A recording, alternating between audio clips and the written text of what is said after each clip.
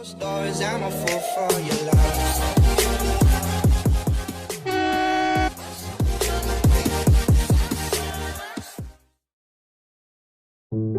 اس video میں آپ دیکھ سکتے ہیں کہ کیسے 6 لین ٹریفک 2 لائن والی ٹریفک میں کنورٹ ہوتی ہے۔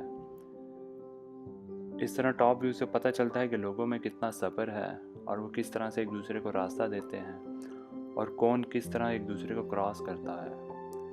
آپ دیکھ سکتے ہیں کہ کس طرح ایسا لوگ ایک دوسرے کو راستہ دے رہے ہیں اور کراس کرنے کی پوری کوشش کر رہے ہیں۔ ایسی ویڈیوز شاید آپ نے پہلے کبھی نہ دیکھی ہوں۔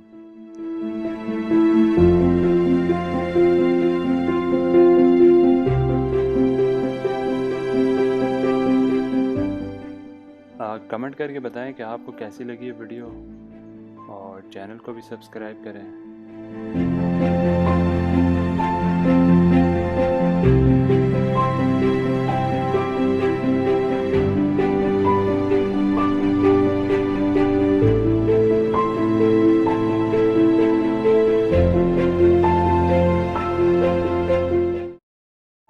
سبسکرائب کریں ہمارے چینل کو، لائک کریں، شیئر کریں اور کمنٹس کریں۔